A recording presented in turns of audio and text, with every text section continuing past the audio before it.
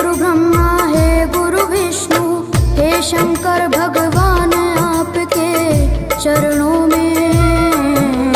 हे गुरुदेव प्रणाम आपके चरणों में सारे तीर्थ धाम आपके चरणों में। हे गुरुदेव प्रणाम आपके चरणों में।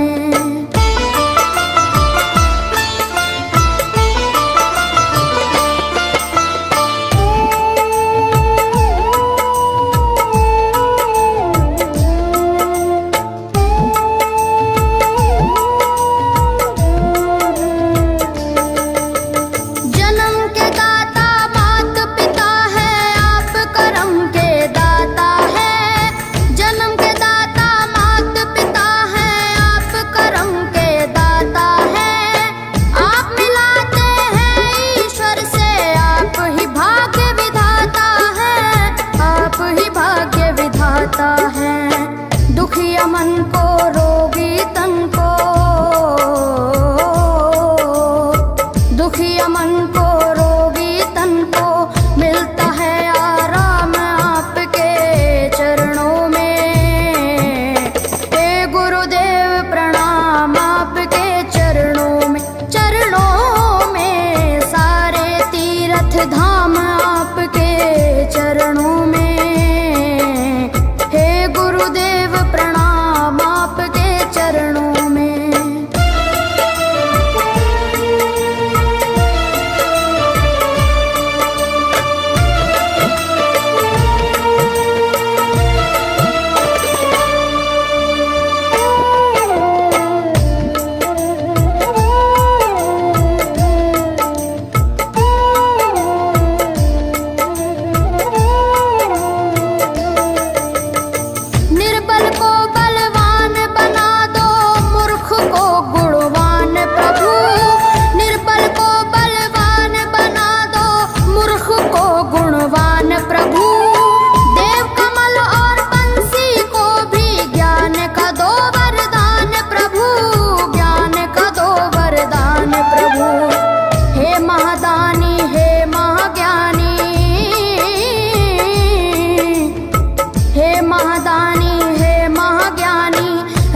सुबह हो शाम आपके चरणों में। हे गुरुदेव प्रणाम आपके चरणों में सारे तीर्थ धाम आपके चरणों में। हे गुरुदेव प्रणाम आपके चरणों में। करता करे न कर सके पर गुरु सब होए। सातों दीपानों खंड में गुरु से बड़ा न कोई, गुरु से बड़ा न कोई प्यारे, गुरु से बड़ा न कोई। मैं तो सात समुद्र की मसी करूं, लेखन सब बन गए राय। सब धरती कागज करूं पर गुरु गुण लिखा न जाए प्यारे गुरु। आज ये हम सब का बड़ा अच्छा ये भाव भानुमना और ये हम सब की आज ये प्रभु ने दी हमें मनुष्यों ने बड़ी भाग्यशाली है। हम आज यहाँ दयालपुर से दर्शन सिंह जी महाराज के हम जन्म दिवस में उपलक्ष्य सभी माता बहनों ने यहाँ करके उनके दर्शन पाए और अपनी सद्भावनाओं से उन्होंने महाराज जी को याद किया। ये हम सबको नहीं मालूम, लेकिन मैं ये बतलाता हूं कि आज के दिन महाराज जी का हमारे भारतवर्ष नहीं, हमारे विदेशों में भी यह आज का दिन वहाँ उनको कोने कोने में याद कर रहे हैं और उनका दिवस मनाया जा रहा है। मेरे प्रिय बहनों भाइयों, ऐसे संत जो इस संसार में जब आते हैं वो कहीं अपने आप अपने जीवन को जीने नहीं आते, अपने स्वार्थ को नहीं आते। ऐसे संत हमारे आप सबके जीवन को आज हमारे सारे ही कर्मों धर्मों को मिटाकर और हमें उस परमात्मा के रास्ते पर प्रभु के धाम हमें ले जाने आते हैं। ये ऐसी महान हस्तियां होती हैं, ऐसे ये भगवान के रूप स्वरूप होते हैं। कहते ना कि सभी हम सब बहन भाई जानते हैं कि जब जब धर्म की होए हानि असर करे अभिमानी। कहते हैं कि जब जब ये धर्म का अगर नाश शुरू होता है या ये धर्म की हानि होती है तो ऐसे असुर पैदा हो जाते हैं और ऐसे महापापी इंसान पैदा हो जाते हैं। उन परमात्मा को इसी मनुष्य जन्म में आकर के किसी घट में ही वो अपनी ताकत ला करके और हम सब जीवों के ऊपर हमें आज दया करते हैं और उनकी दया कृपा से उनकी आज हम महिमा से हम अपने सही रास्ते मार्ग पर चलकर और हम अपना जीवन सफल कर लेते हैं।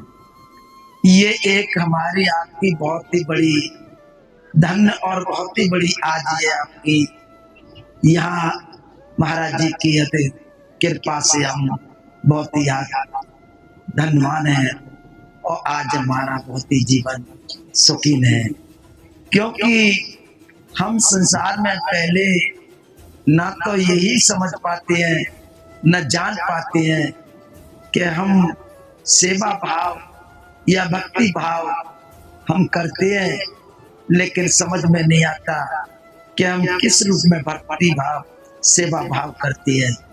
हम तो यही सोचते हैं कि मंदिर में जाने से या गिरजा में जाने से मस्जिद में जाने से शायद हमारा ये जीवन सफल हो जाए, कल्याण हो जाए। ऐसा कभी नहीं हो सकता, क्योंकि ऐसे संत महापुरुष इस संसार में आते हैं और हमें इन चीजों से ही हमारा दिल मन बदल करके और सच्चे ही परमात्मा के हित से और परमात्मा के सही रास्ते से हमें जोड़ देते हैं। समझ में जब आता है जब हम अपनी इस देहावास से ऊपर उठ कर के आते हैं और आंखों से जब ऊपर उठते हैं, समझ में आता है कि वास्तव में ही ये संसार हमारा नाशवान है। ये संसार हमारा बिल्कुल एक पानी के तरह एक बबूला है। ये संसार आज हमारा ये माटी का ढेर है। संसार में हमारा यहाँ कोई साथी संगी नहीं, संसार में कोई हमारा हमारे साथ जाने वाला नहीं। जो भी ये हमें दिख रहा है, जो भी हमारे सामने आज ये बैठा है, ये सिर्फ हमारे देहावास की है। देहावास जाने के बाद में हमारा कोई साथी नहीं। चाहे कोई भी किसी का कितना भी अच्छा परिवार हो, चाहे घर हो, चाहे वो कितना भी धनवान हो, चाहे वो कोई निर्धन हो, चाहे राजा हो, चाहे वो रंक हो, लेकिन संसार में सब कुछ छोड़ करके जाता है, कुछ लेकर के नहीं जाता है। ये बात आज हम बड़े प्यार ध्यान से समझेंगे कि इन संसार में हमारे लिए अमूल्य और हमारे लिए आज संसार सबसे आज इस दुनिया में हमारी कीमती चीज क्या है, और आज हमारे को हमारे जीवन की जो महान प्रभु परमात्मा की आज जो देन है वो क्या है। हम कहते हैं कि परमात्मा ने धन दे दिया तो हम धनवान हो गए। हम कहते हैं कि परमात्मा ने घर बना दिया तो आज हम घर वाले हो गए। आज अगर तो परमात्मा ने राजा बना दिए तो हम राजा हो गए। ये कोई बात नहीं, ये तो हमारे कर्मों का फल है। जो हम कर्म करते हैं उसका हमें फल मिलता है। यहाँ जो भी हमने आज या पहले इसके भी पूर्वज या उससे भी पहले हमने अगर ऐसे अच्छे कर्म किए हैं और हम अच्छे ही कर्म करते आए हैं, परमात्मा हमारे को हमारे अच्छे कर्मों का यहाँ पे हमें अच्छा फल भी दे देता है। और कहीं अधिकतर है वो कहीं तक हमारे को हमें वो वैकुंठ स्वर्गों में भी बैठा देता है। और भी वो हमारे को हमारे अच्छे कर्मों का फल हमें वो एक कल्पक मुक्ति भी दे देता है, लेकिन हमको अमर मुक्ति नहीं देता। वो हमको कल्पक मुक्ति दे देता है। जब कभी कोई अगर प्रलय आती है या इस देश में कभी कोई हानि आती है या कोई किसी तरह से महाप्रलय आती है तो हमको इस संसार में लौट करके जाना पड़ता है, फिर लौट करके आना पड़ता है, हमें फिर जन्म लेना पड़ता है। तो सच्ची मुक्ति नहीं, ये कल्पक मुक्ति हमारी, जो हम देवी देवताओं के दे जा करके और हम अपने उस कहीं तक हद हम अपनी ये आज कल्पक मुक्ति प्राप्त कर लेते हैं अपनी कुछ भक्ति भाव सेवा भाव से। लेकिन संत क्या कहते हैं, हमें ये बात समझने की बात है। ये तो हमारे आज जो भी हमको सज्जन महापुरुष, जो भी साधक, जो भी ऐसे ऐसे संत महात्मा हमें जो ऐसा रास्ता मार्ग दे देते हैं, ये भी एक हमारा अच्छा रास्ता मार्ग है। लेकिन जो एक हमारा जो जीवन कल्याणकारी रास्ता है, जो हमेशा के लिए हमारी आत्मा इस संसार में और इस देह में कैद होकर के आज लाखों हजारों वर्षों का जीवन गुजार रही है। हमें ये नहीं पता कि संसार में हम कब से आए और कहां से आए और फिर हम कहां जाएंगे, हमारा घर कहाँ है, हमारा देश कहाँ है, हम कहाँ के रहने वाले हैं, हमारी रहनी सहनी कहाँ पर है। हम इस देश में आकर के इसी को हम सब कुछ मान बैठे, इसी को सब कुछ हमने समझा कि यही घर है, यही हमारा सब कुछ है, यही हमको रहना है, यही हमको कमाना है, यहीं पे खाना है। लेकिन कभी ऐसा नहीं हुआ। हमें यहाँ से अपना समय पूरा करके, सांसों को पूरा करके हमें एक दिन यहाँ से चला जाना है। ये का कोई स्थायी नहीं, ये अस्थायी है। और जो स्थायी है ना, वो हमारे को पता नहीं। हम इस संसार में आकर के आस्था लगा के बैठे हैं। आस्था आज हमारे को है कि शायद हम कभी मरेंगे नहीं, हमारा कभी यहाँ से जाएंगे नहीं। लेकिन सज्जनों, हमारी आयु अवस्था पूरी होती है, सांसें पूरी होती है, तो हम इस देहवास को भी छोड़ करके चले जाते हैं। तो ये क्या है हमारे जीवन का, कि ये अगर घर और मकान बदल देना, जैसे हमने कभी कोई मकान लिया किराए पर, फिर घर वाले मकान मालिक ने कहा भाई खाली कर दो, तो खाली करके हम चले गए, फिर हमने दूसरा कहीं मकान ले लिया। इसी तरह से हम सैकड़ों मकान बदल देते हैं और हजारों मकान बदल देते हैं। लेकिन जब ये जिंदगी बदलती है, इस जिंदगी को हम बदलते हैं, तो हमें ये नहीं पता पड़ता कि हमने कैसा मकान बदल दिया। हम तो इस दुनिया में आकर के हमने एक अगर छोटा मकान देखा तो हमारा गुजारा नहीं हुआ, हम किसी बड़े मकान में चले गए। हमने उस मकान पर बड़ा भी देखा, उसमें भी हमको आराम नहीं मिला, हम तीसरे मकान में चले गए। इसी तरह से हम बदलते और आज इस दुनिया में चलते फिरते रहते हैं। लेकिन भगवान ने कहा है कि ये जो भी कुछ मकान है, या जो भी ये आज स्थान है, या जो भी आज ये यहाँ पर हमारा आना जाना है, ये हमारा अस्थायी है, स्थायी नहीं। स्थायी जो हमारा है वो प्रभु ने हमको कभी कोई बाहर नहीं बताया। हम बाहर ढूंढते हैं। कहते हैं कि अगर कहीं मंदिर में मिले, कहते हैं कहीं हम जाकर के किसी पहाड़ों में मिले, कहते हैं किसी जल यात्रा में मिले, कहीं किसी तप पूजा पाठ में मिले, लेकिन वो घर नहीं मिलते। वो घर कहीं बाहर नहीं, धरती के कोने तक चले जाओ, चाहे तुम आताल पाताल में चले जाओ, और भी तुम्हें जहां भी जो अच्छा लगे वहां चले जाओ, लेकिन वो घर नहीं मिलेगा। वो घर हमारे आप के अंदर है। जब हमारे आप के अंदर है, उसको हम नहीं देख पाते। देखने का जो आप पर दूरबीन है, देखने का जो आज दर्पण है, वो आपके पास नहीं है, लेकिन आपके दर्पण आपके अंदर है। देखने की दूरबीन आपके पास है, लेकिन आपकी दूरबीन, आपका दर्पण ऐसे समझो जैसे कांच के शीशे पे और कोई काला कोई अगर पोत दो तो हमको शक्ल नजर नहीं आती, हमें दिखाई नहीं देती। अगर उसी कांच को साफ कर दो, हमारी नजर, हमारी शक्ल साफ आ जाएगी, हमारा चेहरा हमें चमकने लगेगा। वो एक हमारा जो है गुरु का ज्ञान और गुरु का मंत्र है, जो हम अपने आप में उसको देख सकते हैं।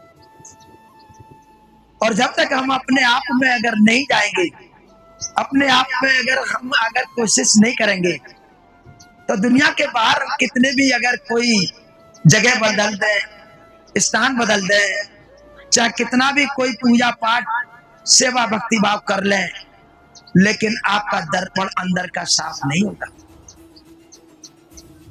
आपके अंदर के मेल, अंदर के पाप नहीं मिल सकते। आपके बाहर के मेल, बाहर के आपके शरीर का अगर कोई मैल, कपड़े का मैल, वो आपका धुल सकता है, उसे आप देख सकते हो, लेकिन अंदर के कर्म, अंदर के पाप, अंदर के आज कसूर, आज अंदर के खोट नहीं देख सकते। इसलिए संत कहते हैं भाई, यही हमें समझाते हैं, जैसे वाल्मीकि जी ने कहा है कि अंतर मलन विषय मन पावन।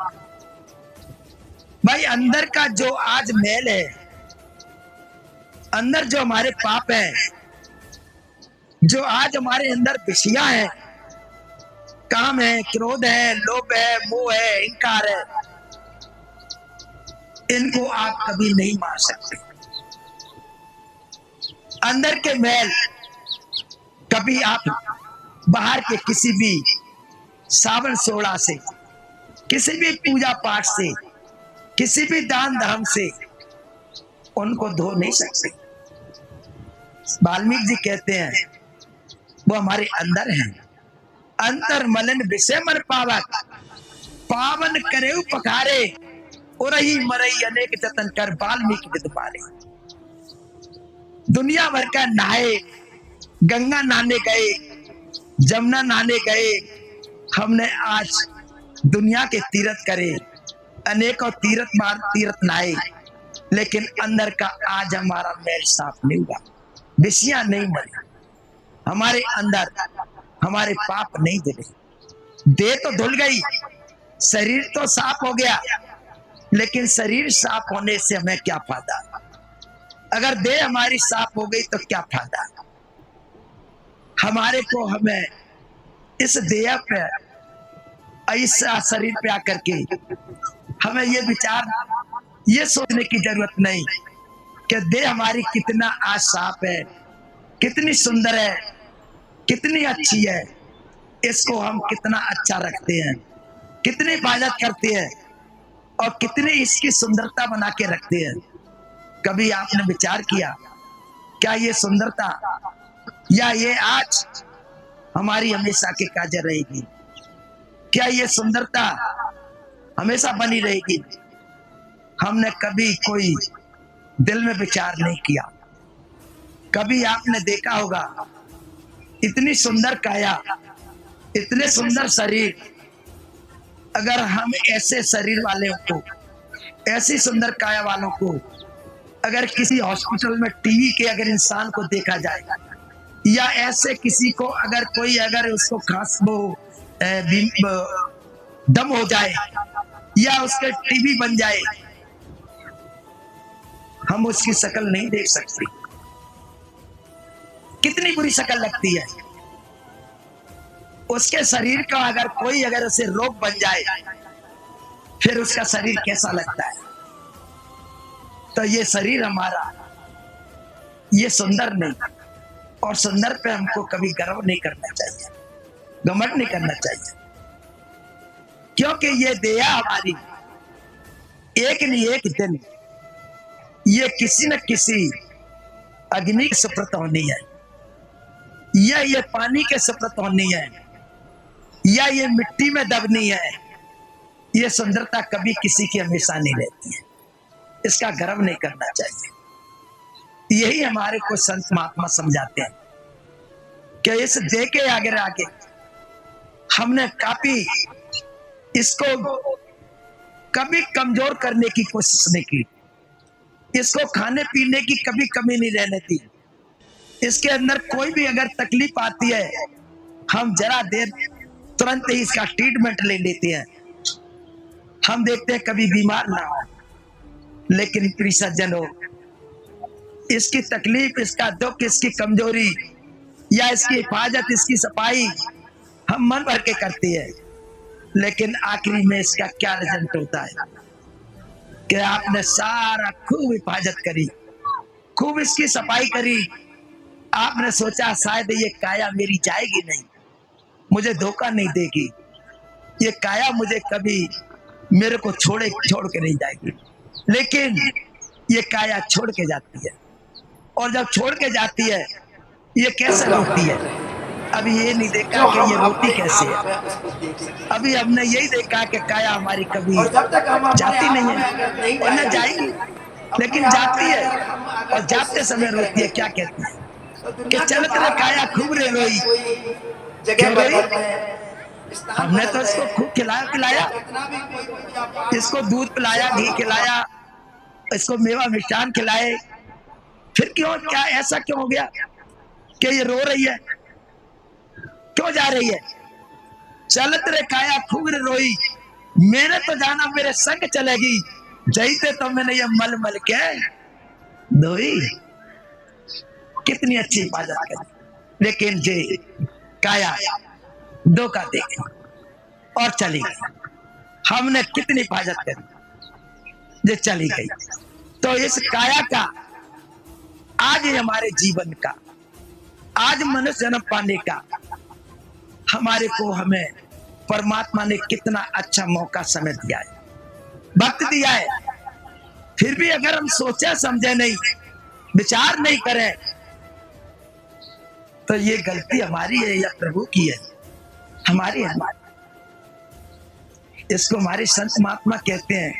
रामायण में भी कहा है, हमारे शास्त्र वेदों में भी कहा है, संत कबीर भी कहते हैं, सभी हमारे महात्मा कहते हैं कि ये तन दुर्बल तुमने पाया, कोट जन्म जाको भटका खाया, अब भाई जाको बिरता मत खो, इसको बिरता मत खो। स्वामी जी कहते हैं हमारे, आज आप सभी भाई बहन जानते हैं कि स्वामी जी हमारे आगरा के कितने माने जाने संत थे, और आज वो कितने परलोकी संत थे। कहते हैं कि भाई कितनी अच्छी काया है, इसको व्रत मत खोआओ, इसको ऐसे ही मत गवाओ, इसे आप समझो, इसकी कीमत समझो। दुर्बल पाई, करोड़ों योनियों से निकल के आई, हम कीचुआ, क्या क्या हमारा जीवन बना, हम कीड़े बने, मकोड़े बने, घास बने, फूस बने, हम गधे बने, घोड़े बने, गाय भैंस बछड़े बने। आज हमको इस 84 लाखों का जीवन काटने के बाद, भोगने के बाद ये मनुष्य का जन्म, अब इसको भाई बिरता मत को, अब इसको बिरता मत को। ये कितना अच्छा आज हमारा ये भाग्य है, मनुष्य जन्म मिला। कितने अच्छे शुभ कर्म है हमारे, तो मनुष्य का जन्म मिला। इससे हमारे संत महात्मा कहते हैं, बड़े भाग्य ये मानस तन पावा, सुन संतन ये ग्रंथन गावा, साधन धाम मोच कर द्वारा, इन्होंने ही परलोक सुधारा। सज्जनों, वही अगर इंसान धनी है, वही आज इंसान भाग्यवान है, वही इंसान आज भगवान का प्रिय है, जिसने इस काया को साधन करके संभाल लिया और किसी संत महात्मा के चरणों में जाकर के उसने इसका आज सज्जनों भगवान के घर जाने की युक्ति को प्राप्त कर लिया। वही शरीर, वही जीवन धन्य है, नहीं तो ये जीवन हमारा कोई धन्य नहीं। इसी के कारण और आज यही हमारा संसार में निर्धन है।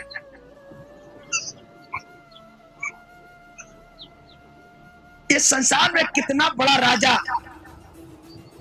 और कितना बड़ा अगर कोई ठीक में जिम्मेदार, कितना बड़ा कोई सेठ क्यों ना हो, अगर उसके पास में अगर ये राम नाम नहीं है तो कोई धनवान नहीं है, फिर इसके पास कोई धन नहीं है। धर्मंता समझिए, विचार करिए। संसार में धर्मंता तो सभी है, लेकिन हमारी सेजोबाई क्या कहती है, एक एक आज बढ़ के ऊपर आपको बहुत बड़ा बड़ा ध्यान देना है। धर्मंता दुख का रूप,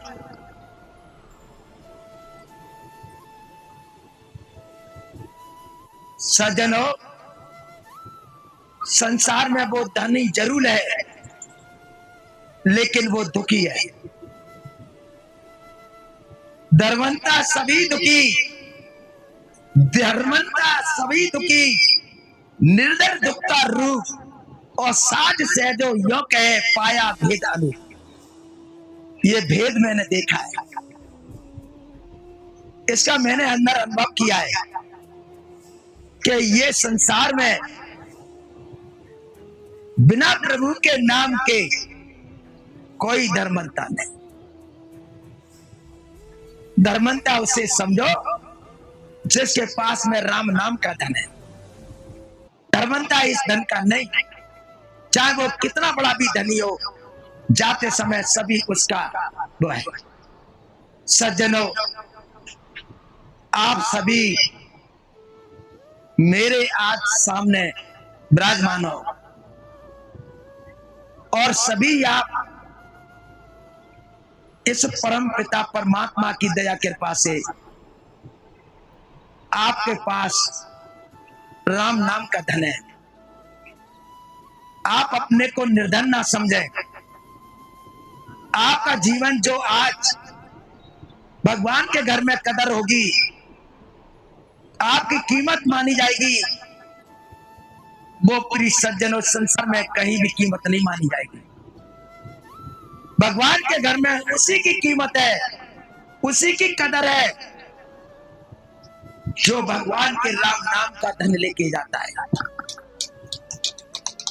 और जो राम नाम का धन लेकर के नहीं जाता, भगवान के घर में उसकी कोई कदर कीमत नहीं है। तो आज अभी हम सभी बहन भाई कबीर साहब की वाणी सुन रहे थे। आप हम सब जानते हैं कबीर हमारे अध्यात्म के वो पुंज, हम उन्हें अगर देवता नहीं भगवान कहे तब भी हमारे लिए बहुत सोचने की बात है। तो कबीर साहब ने यह जो अपना आज यह जितना आध्यात्मिक खोला है, जितना इस रूहानियत का रास्ता उन्होंने बताया है, सज्जनों आज तक की रीति में ऐसा कभी किसी ने खोला नहीं। चाहे कितने भी अगर संत हो गए, लेकिन जो खोल के गए हैं वो आज तक उनके जैसा किसी ने खोला नहीं। सज्जनों, क्या कह रहे हैं कबीर साहब? आत्मा की ये तरफ नजर डाल करके और आत्मा की तरफ ध्यान दे करके कह रहे हैं कि अगर वही आत्मा अपने आप अपने को तभी संबोधित कर सकती है जब वो उस परमात्मा के राम नाम का, जब उसके अंदर ये बीज पड़ जाता है, वही आत्मा इस भगवान की पहचान कर सकती है। वही आत्मा अपने परमात्मा के घर को जान सकती है। लेकिन जिसने राम नाम का उसको बीज नहीं और उसको परमात्मा के घर का पता नहीं, मार्ग मिला नहीं, इस संसार में वो भटकता रहा, घूमता रहा, वो संसार के संसार में ही लौट करके आ गया। बड़े प्यार से हमारे को ये कबीर साहब बड़े समझा रहे हैं, दीनी एक जड़ी, दीनी एक अजब जड़ी बूटी।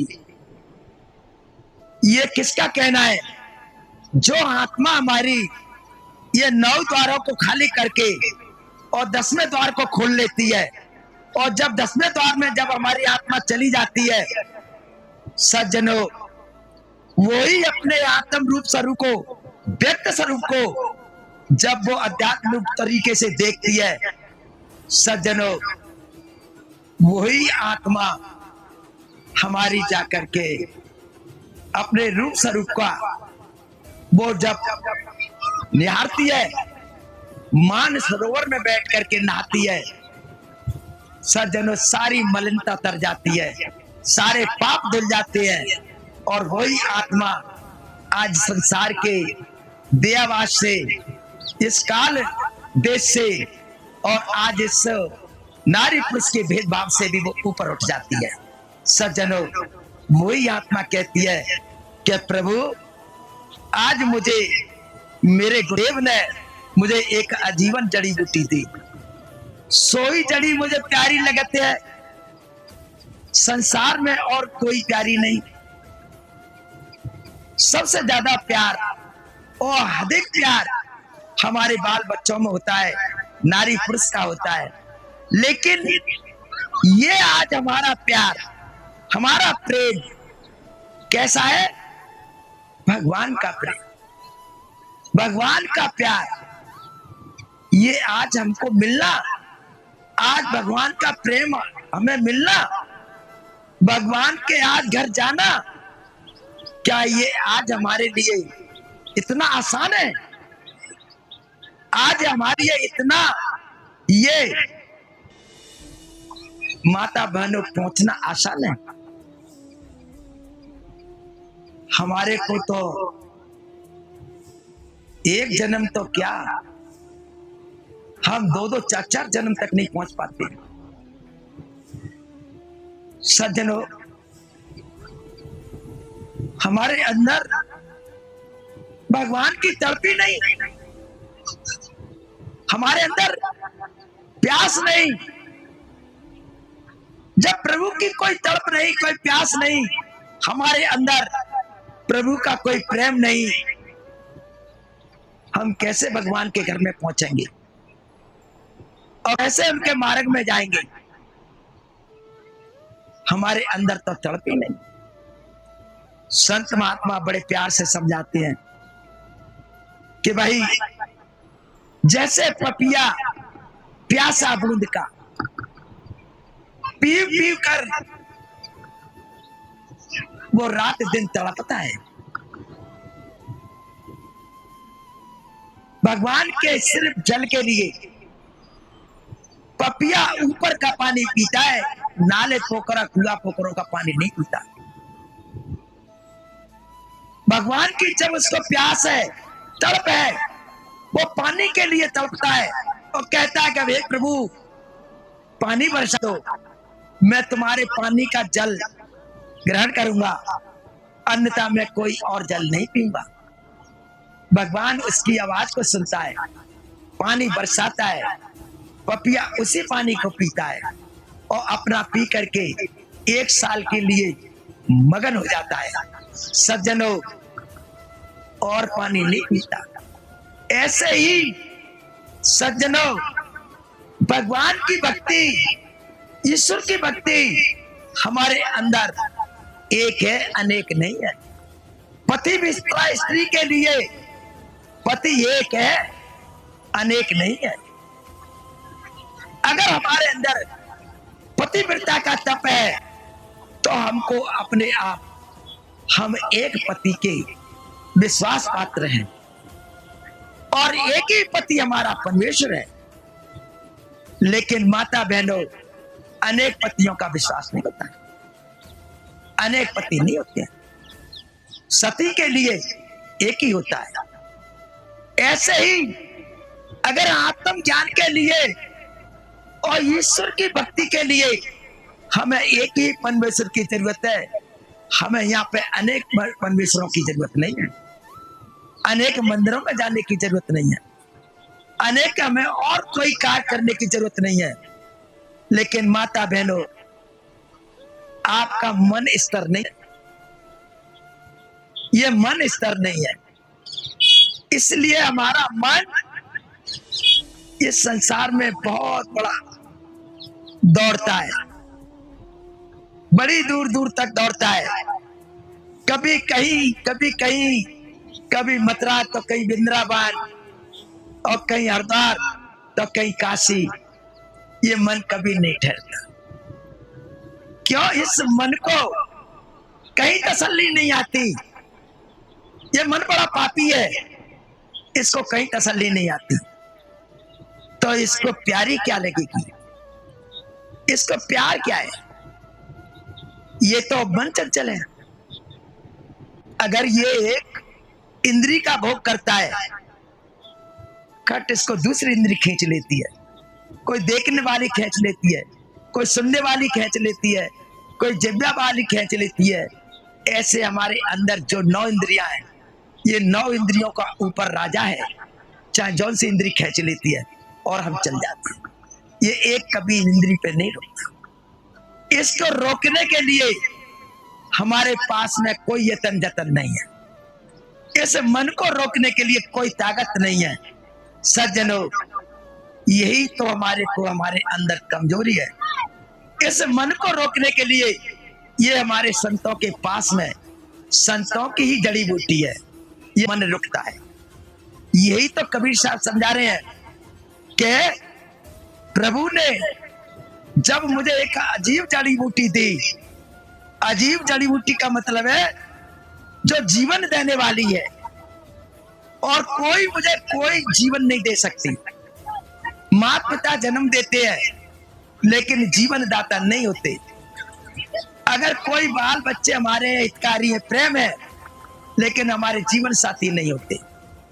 लेकिन हमारा संत और हमारे प्रभु का नाम वो जीवन दाता है, जीवन कल्याणकारी है।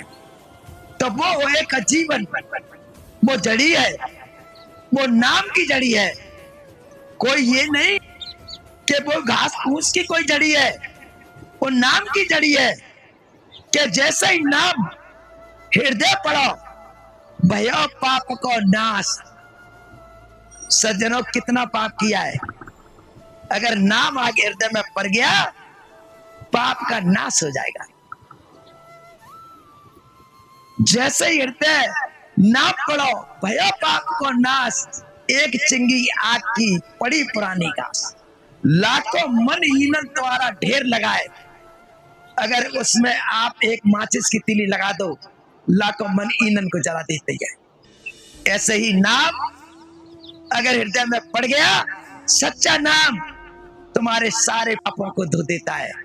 और जब तुमने इसमें अगर भजन किया, तुमने ध्यान दिया, डेली तुमने उसका नियम का पालन किया, तो माता बहनों तुम्हें भगवान से भी मिला देता है और परमात्मा से भी एक हो जाते हैं। लेकिन कर्म कर्म प्रधान है। कर्म करना आपका जरूर है। कर्म नहीं करोगे तो ना आप भगवान से मिलोगे, ना तुम अपनी देहावास से भी छुटकारा पाओगे। तो कर्म प्रधान है। जो कर्म हम करते हैं उसे सोच के समझ के हमें करना चाहिए, विचार करके करना चाहिए। प्रधान है कर्म, और जैसा हम कर्म करते हैं वही हमारा कर्म बनता है, वही भोगना पड़ता है। कर्म विश्वास कर्म विश्व कर राखा, और जैसा कर्म करे वैसा फल चाका। कर्म जैसा किया उसका फल परमात्मा वैसा ही देगा। ये धर्मराज के यहाँ का खाता है। अगर तुमने अपना धर्मराज के खाते में जब जाते हैं ना, और जब खोलते हैं, धर्मराज का खाता खुलता है, यही देखा जाता है क्या तुमने किया है, अच्छा किया है या तुमने क्या किया है, बुरा किया है। उसी तरह से आपको योनि में जन्म दे देता है।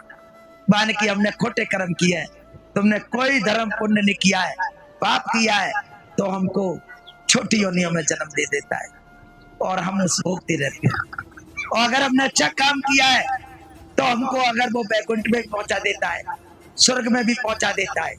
और माता बहनों, कहीं तक मैंने कहा ना, वो हमें मुक्ति भी दे देता है, लेकिन कल्पत मुक्ति, वो हमारी अमर मुक्ति नहीं, तो मुक्ति भी दे देता है। इतना अधिकार है आज इस कालदेव भगवान के ऊपर।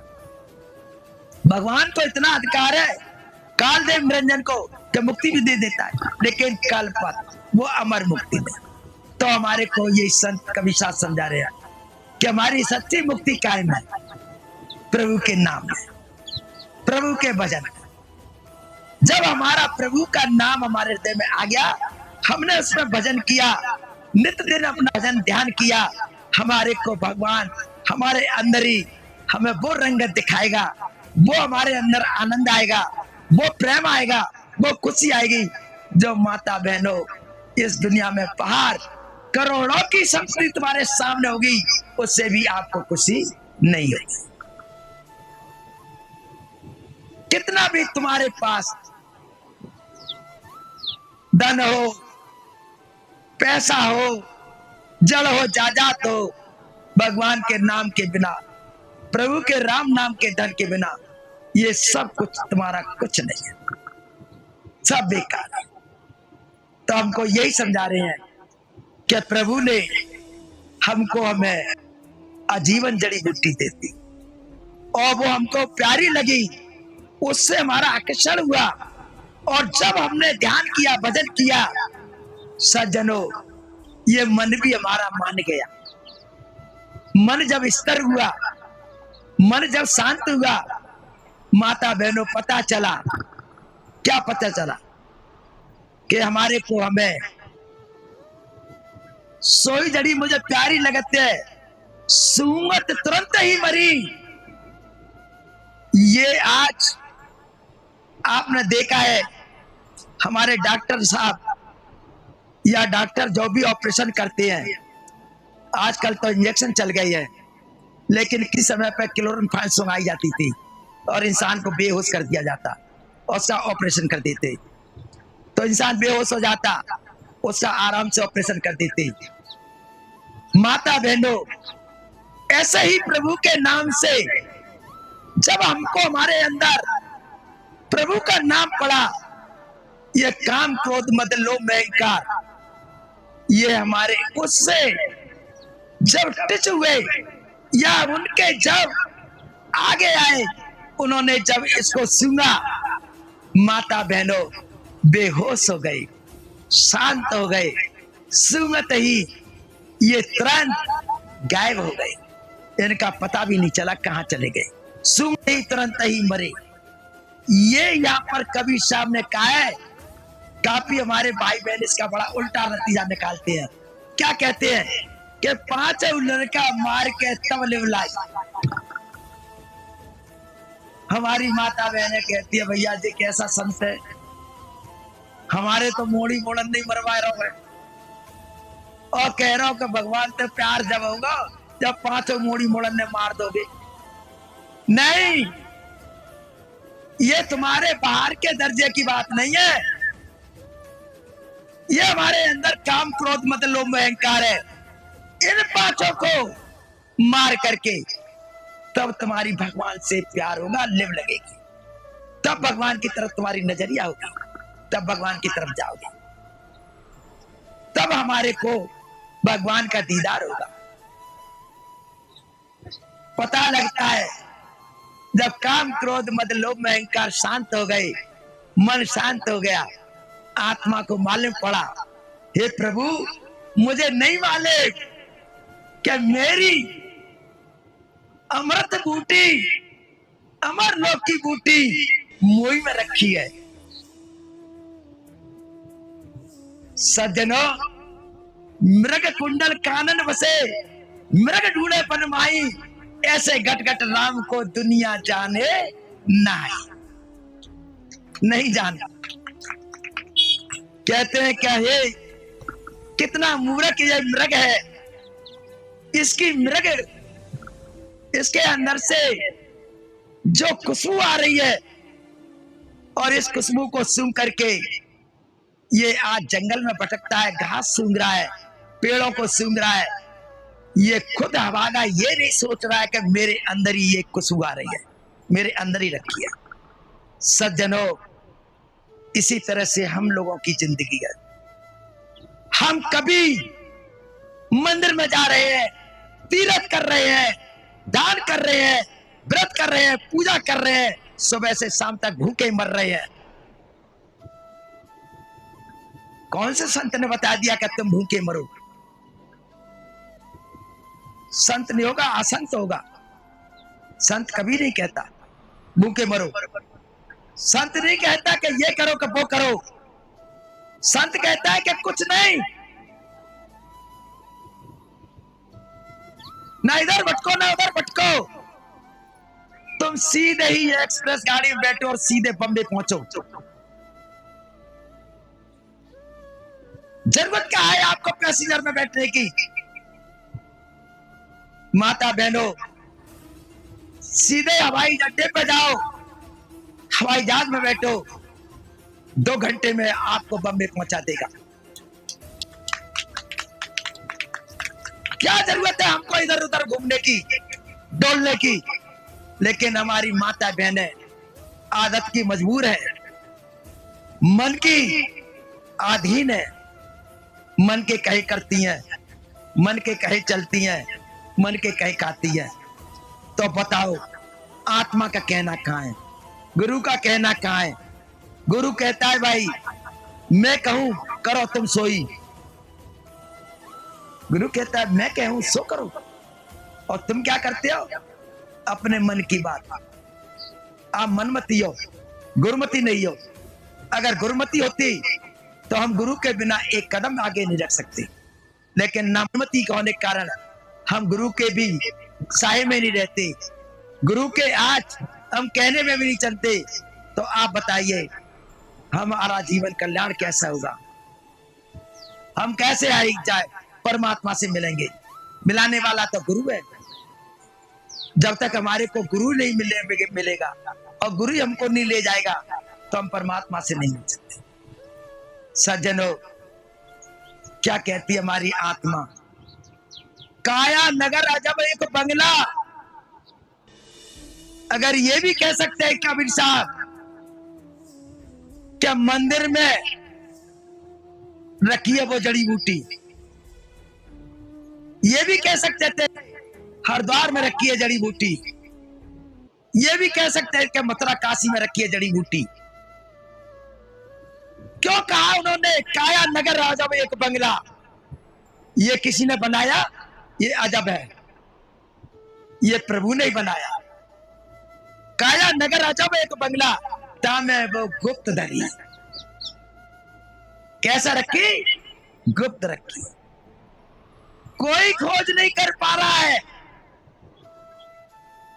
वस्तु कहीं ढूंढे कहीं, वो किस विद्या में हाथ, वो हाथ जब आवे जब बाबा भेदी लीजिए सारा। सज्जनों,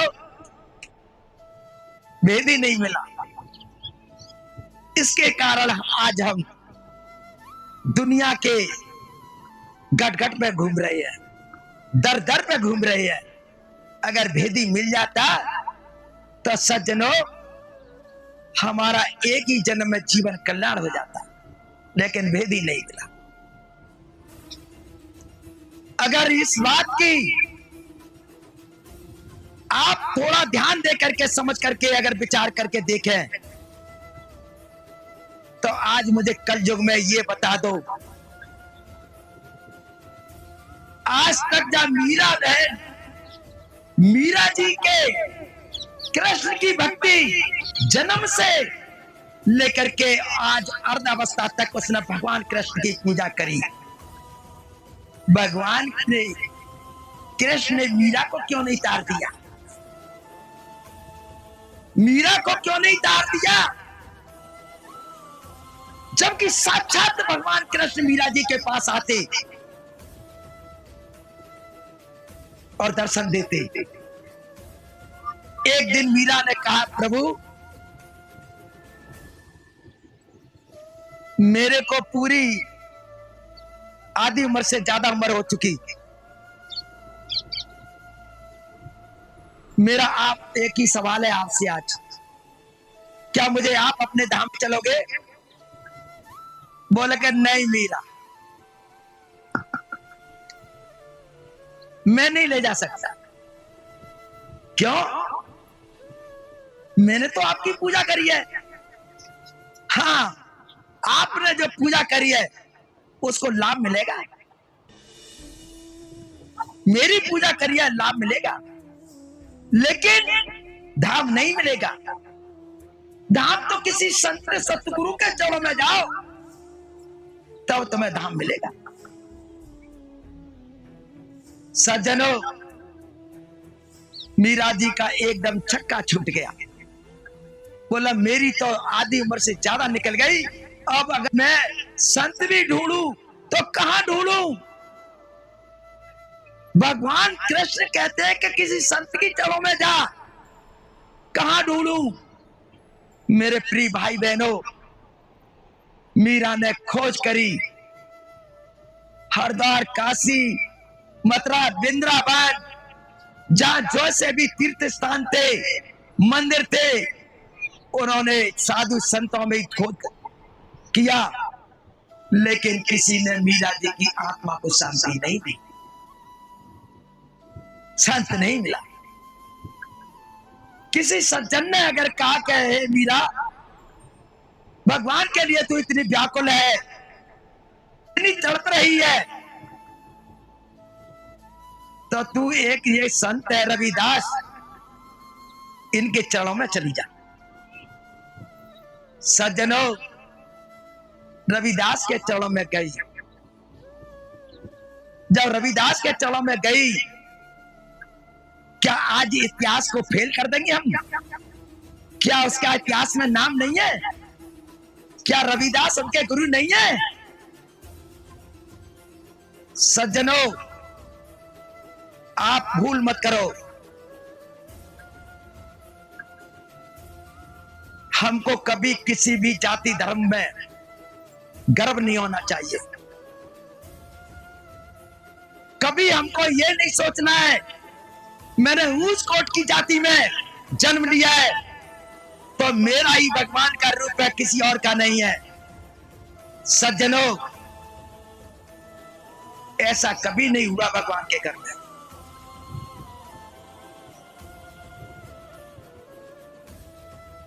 ऐसा गर्व करना हमारे जीवन की हानि है। पलटू ऊंची जात का जन कोई करे अहंकार, अगर ऊंची जात का अहंकार करता है समझो कि भगवान से कोई प्यार नहीं है। हम भगवान संतान हैं। आज 84 लाख जीव जंतु भगवान के हैं, पेड़ वृक्ष भगवान के हैं। आज हम सभी जीव आत्मा भगवान की है। जब भगवान की संतान को प्यार नहीं करता तो समझो वो भगवान को भी प्यार नहीं करता, भगवान को भी प्यार नहीं करता। ऊंची जाति पलटू ऊंची जाति जन कोई करे अहंकार, सावी के घर में सिर्फ भक्ति और प्यार। भगवान के घर में क्या है? भक्ति और प्यार, जाति का प्यार नहीं है। तो मीरा ने जात नहीं देखी, बीता तो धर्म नहीं देखा, मीरा ने तो भगवान को देखा। जब भगवान देखे तो मीरा उनके चरणों में लोटपीट हो गई। मेरे को भगवान मिल गए। मेरे को जैसे ही रास्ता दिया, मार्ग दिया, नाम दिया, मेरे अंतर के करण खुल गए, दरवाजे खुल गए और भगवान के मुझे दर्शन हो गए। सज्जनों, वही रविदास, वही मीरा, भगवान की कृपा से आज हम सभी पढ़ते हैं और आज संतों की बाड़ियों में वो हमारी मीरा आज इतनी महान संतों में और आज संत हो गई। ये कितनी कृपा है आज उन संतों की, कितनी मेहरबानी है आज रविदास की कि आज उन्होंने अपना जैसा कर लिया। ऐसा कोई है कि अपना जैसा कर ले? कोई है? कोई नहीं। लेकिन क्या करते हैं? पारस तो कंचन नहीं करे। पारस क्या करता है? लोहे को सोना बना देता है। पारस तो कंचन नहीं करे, संत करे आप समान। संत अपना जैसा बनाता है, सज्जनों पारस नहीं बनाता, अपना जैसा बनाता है। तो मीरा को अपना जैसा बनाया, और जब मीरा को अपना जैसा बनाया तो मीरा कहती है कि हे प्रभु, मेरा अंतकरण खुल गया और मेरे अंदर भगवान की ज्योति जल गई, भगवान का दीपक जल गया। और जब मीरा ने भगवान की 1 साल भजन किया तो मीरा के अंदर के पट खुल करके भगवान को जाकर के भगवान के घर में पहुंची। 1 साल मैंने खेती की नहीं, इतनी पवित्र मीरा, इतनी मीरा के अंदर पवित्रता, इतनी मीरा के अंदर सफाई, इतनी मीरा के अंदर प्यार भगवान का। सज्जनों, 1 साल तब भी मेहनत की।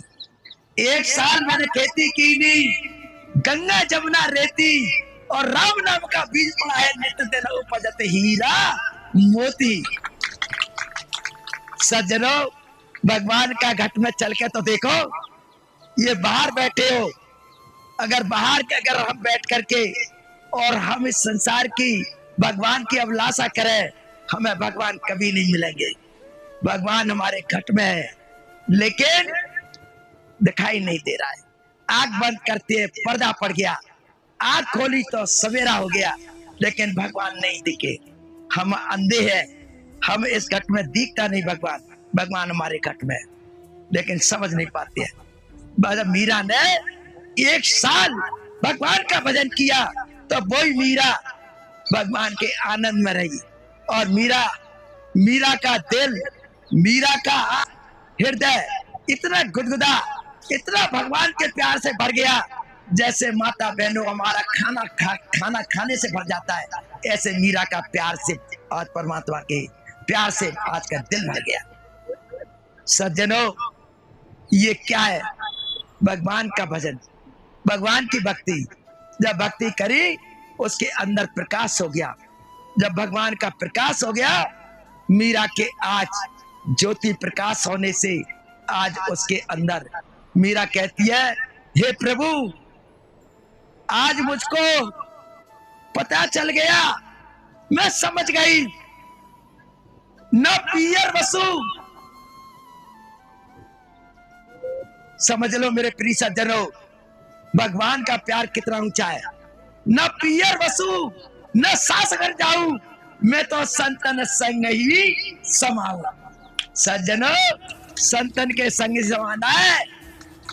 जे कोई पियर सासरा नहीं, भगवान का संतों का संग मिल गया, भगवान का घर मिल गया। सज्जनों, ये भगवान की आज जड़ी हम सबके अंदर है, जो काया नगर अजब के बंगला तांबे गुप्त रखी। माता बहनों, बड़ी सोचने की समझने की बात है। आगे हमारे को क्या समझा रहे हैं? जाकारे ने मीरा नहीं है, कबीर भी कह रही है, जकारे ने सब जग खाया। वो कारा कौन है? जे काल, ये काल निरंजन। जकारे ने सब जग खाया, सतगुरु देख जे डरी।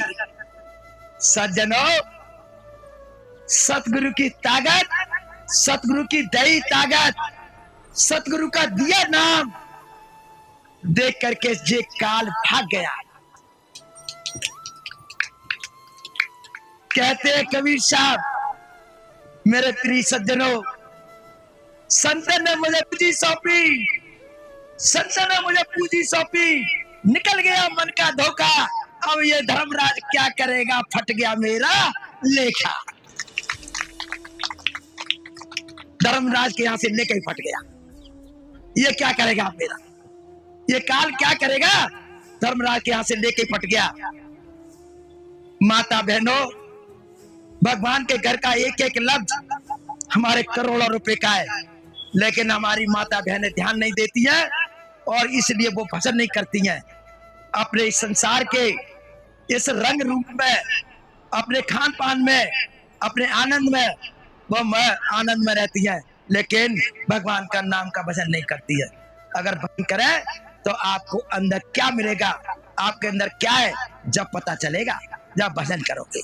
माता बहनों, तो ये काल कब डरा?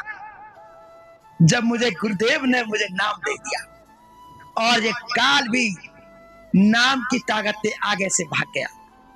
सज्जनों, जब ये आत्मा जाती है ना काल लोक से, इस काल देव के लोकों से एक आत्मा जाती है, देवलोक में जाती है। हमारे देवता हमारे ऊपर फूल बरसाते हैं, कहते हैं देखो ये मृत्यु लोक से आत्मा परलोक को जा रही है, सतलोक को जा रही है। ये देखो ये कितनी हंस आत्मा है जो आज ये सतलोक को जा रही है। माता बहनों, हमारे को हमें हंस बनना है, हमें यहाँ पर नरक नहीं बनना, हमें यहाँ पर हैवान नहीं बनना, हमें हंस बनना है। भगवान कहते हैं, भाई कहते हैं हंस बनो और मेरे देश चलो, चलो धाम अपने, चलो घर अपने, ये पराए घर क्या रहना जानियो। चलो धाम अपने, पराए धाम क्या रहना, बनाओ काम अपना, पराए काम क्या पसना। यहाँ सारा पराया है, हमारे साथ कुछ नहीं जाता। कितने बड़े आदमी हैं, कौन है, राजा है, महाराजा है, सब नहीं के नहीं रहे, किले महल, ताजमहल सब छोड़कर चले गए। हमारे साथ क्या जाता है? सज्जनों, हम मुट्ठी मारे आते हैं, हाथ पसारे चले जाते हैं। क्या है हमारे पास? ये बात समझने की बात है कि इस काल को जीतना, इस काल से फतेह होना, यही हमारी परमात्मा की भक्ति है। और जिस काल को हम नहीं जीत पाए, हम फतेह नहीं हो पाए, तो माता बहनों फिर हमारी कोई भक्ति नहीं है। अच्छा कर्म है, अच्छा फल मिलेगा, लेकिन मुक्ति नहीं मिलेगी। तो हमारे को मुक्ति की जरूरत है। आगे हमारे को ये लाश खड़ी है ना, कह कबीर, कह कबीर, कह कबीर सुनो भाई साधु, ये ना कह कबीर सुनो भाई साधु, ले परवार तरी। कहते हैं कबीर साहब लास्ट में, भैया मेरा परिवार मुझे मिल गया और मैं अपने परिवार में मिल करके, और मैं अपने परिवार सहित मैं तर गया, मैं पार हो गया। तो सज्जनों, हमारा परिवार कौन सा है? हम तो यहाँ पे परिवार ही नहीं पता कौन सा परिवार। हम तो ये कह देते हैं जे मेरे नाती पंती बेटी बेटा, जे मेरे चाचा ताऊ, जे भैया बंद बड़े छोटे, जे दादा बाबा। ये परिवार नहीं है, ये परिवार नहीं है। ये तो रंगमंच में नाटक करने वाले आदमी हैं। रंगमंच बड़ा सुना होगा तुमने। जब हम कभी मंडलियां देखते थे अपने टाइम में, तो रंगमंच में कोई राजा बनता था, कोई मंत्री बनता, कोई संतरी, कोई कछु, और अपना अपना पाठ कर करके चले जाते, मंच खाली हो जाता था, मंच खाली हो जाता। तो ये नाटक कर रहे हैं, बाबा बन के कर रहे हैं, दादा बन के कर रहे हैं, काका बन के कर रहे हैं, फिर नाती आएगा, नाती बन के कर रहा, बेटा आएगा, बेटा बन के कर रहा है, और अपने अपने टाइम से चला गया, मंच खाली हो गया। तो ये तो मंच है, ये नाटक है। लेकिन परिवार क्या है हमारा? ये परिवार नहीं, हमारे अंदर परिवार है। कौन सा परिवार? दया, धर्म, विवेक, वैराग, क्षमा, याचना। ये तुम्हारे अंदर धारणा आ गई, तुमने इसको अपने अंदर धारणा कर ली। माता बहनों, किसी की ताकत नहीं है जो तुमको आज इस दुनिया में रोक सके और परमात्मा से ना मिल सके। कभी किसी की ताकत नहीं। लेकिन दया, धर्म, विवेक, वैराग, क्षमा, याचना आपको आनी चाहिए, और काम, क्रोध, मद, लोभ, मोह, अहंकार को मार देना चाहिए। तभी माता बहनों तुम्हारा ये, तो ये परिवार तर गई। मैंने कई बार फरमाया है, अगर किसी घर में अगर नाम की एक भी आत्मा सही है और अपने गुरु के अगर आज्ञा के अनुसार पालन करती है और वो नित्य प्रतिदिन भजन करती है, माता बहनों उसकी भजन की माला नित्य दिन घूमती है। और माता बहनों वो अगर अपनी भजन पावर से, भजन की ताकत से, और अगर वो अपने माते को अगर आ जाती है, ये स्वर्ण मंडल है या एक सहस्त्रदल कमल है जो हमारे आज इस सूक्ष्म को और आज इस तुल को दोनों को जोड़ रहा है। ये सहस्त्रदल कमल है। रूहानियत का मंडल यहाँ से शुरू है, यहाँ से शुरू नहीं। या नहीं, हमारे 6 चक्रों में, 6 चक्रों में 6 देवता हैं। खुदा चक्र में गणेश है, इंद्री चक्र पे इंद्रदेव है, नवी चक्र पे विष्णु है, हृदय चक्र पे शंकर है, और हमारे आज गर्दन पे आदि शक्ति है। और माता बहनों ये हमारा आज्ञा चक्र है। इन 6 चक्रों पे देवता बैठे हैं। अगर आज इन देवताओं की मुक्ति हो जाती, आज इन देवताओं की मुक्ति होती, तो माता बहनों क्या ये देवता ये कहते कि जा देखू सुमरे देव, ताय भजा तुम हर की सेव। देवता हमारी देह के लिए समझ रहे हैं कि मनुष्य का जन्म मिल जाए, और तुम देवता ने पूज रही हो, जय मेरे भोले, जय मेरे विष्णु, जय मेरे फलाने। जब जय देवता पार होते या जय मुक्ति धाम होते, तो माता बहनों आज गुरु की क्या जरूरत थी। लेकिन नहीं, ये तो भगवान विष्णु के अवतार है। जैसे द्वापर त्रेता में राम आए, कृष्ण आए, ऐसे ही माता बहनों कलयुग में भी आए, वो अवतार ही आए, लेकिन संसार से चले गए। उनके जो प्रेमी भाई है वो उनसे जुड़े हुए थे, और कलयुग में अपनी आयु अवस्था करके पूरी चले गए। तो युग में हर में आए हैं, विष्णु अवतार हर युग में आया है। लेकिन माता बहनों हमारे आज कबीरदास जी तो 4 युगों में आए हैं। संत है वो तो 4 युगों में आए। तो ऐसा ना समझो कि आज हमारे संत कह रहे हैं, जो संत बता रहे हैं, समझा रहे हैं, कोई गलत नहीं है माता बहन। ये तो भगवान का घर, हमें मालूम नहीं है। हमारे इसी घर में घर है, हमें इसी घर में अपने आज इस परिवार को तार करके भगवान के घर जाना है। ये बात मैंने कई बार कहा है कि अगर कोई घर में कोई बहन अगर एक है नाम लेवा, या 2 है नाम लेवा, या 3 है नाम लेवा, माता बहनों अगर वो नियम और कर्म और अपने टाइम टेबल से वो भजन पूजा करती है, तो माता बहनों, अगर एक भी आत्मा निकल जाती है सचखंड को, वो 7 पीढ़ियों को तारती है। 7 पीढ़ियों को तारती है। पता नहीं है तुमको? मैंने 3 पीढ़ी अपनी और आज 4 पीढ़ी आगे की तार रहा हूं। मैं खुद तार रहा हूं। मैंने 3 पीढ़ी अपने पीछे की तारी, मेरे बाबा, बाबा के बाबा, दादा, दादा के बाबा,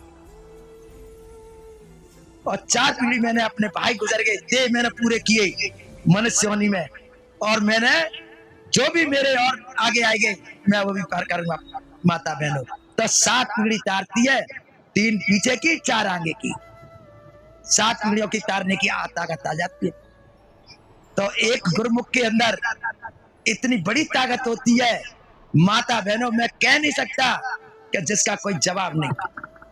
वो लाखों करोड़ों जीवों को पार कर देता है एक गुरुमुख। ये मत समझना कि वो गुरुमुख वैसे ही बन के आ गया है, भगवान की ताकत लेकर के आया है, और एक वो भगवान को लाखों जीवों को तार देता है एक गुरुमुख नाम दे करके। तो भगवान के रूप में आते हैं वो भगवान का ही रूप होते हैं। तो मेरा आज बताने का, कहने का यही है कि देखो माता बहनों, हम आपको सोने का वक्त नहीं है। आज आपको ऐसा भूल चूक का वक्त नहीं है जो हम भूल रहे हैं, या हम आज सुस्त में है, या हम आज वास्तव में लापरवाही में है, भगवान का नाम भजन नहीं ले रहे हैं। आपको इस दिन पछताना पड़ेगा और रोना पड़ेगा। इसलिए संत आते हैं, हमको बार बार ये कहते हैं, जगाते हैं। क्या जगाते हैं? वो कहते हैं भाई जागो, जागो, जागो, ये जागन की है बारी। और फिर क्या जागोगे, नान गए जब सोई गई टांग। अरे जब चली गई आत्मा निकल के पारा चित हो जाओगे, फिर तुम्हारे को कोई कुछ नहीं। बहनों, संसार में कोई नहीं। तुमको उठा करके अग्नि में जला देंगे, तुम्हें पानी में फेंक देंगे, तुम्हें मट्टी में दबा देंगे, लेकिन तुम्हारा कोई वो शीशा भर के नहीं रखेंगे। तुम्हारी तस्वीर शीशा में भर के नहीं रखेंगे, तुम्हारे अग्नि के सुपुर्द कर देंगे। तो मेरा कहने का भाव ये है, मत भूल करो, मत भूल करो। ये भूल तुम्हारा बड़ा धोखा है। ये अगर तुमने भूल करी तो आप बहुत धोखा खा जाओगे। आज का दिन, आज का वक्त बड़ा ध्यान और आपको समझने का विषय है। एक एक शब्द, एक एक लफ्ज हमारे अंदर अंकित होना चाहिए, सोचना चाहिए, विचार करना चाहिए। हमने क्या वाणी सुनी, क्या हमने ध्यान दिया।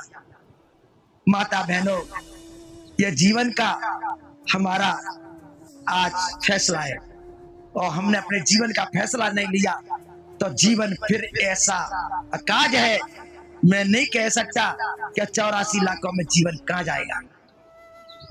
तो ये मेरा आज कहने का भाव है सभी माता बहनों से कि आपको चेतन और जाग जाना चाहिए, आपको जग जाना चाहिए। तो मैं आज इसी के बाणी आज विराम दे रहा हूं। बोलिए सतगुरुदेव महाराज की। प्यार से कहो सतनाम सतगुरु तेरा हिस्सा।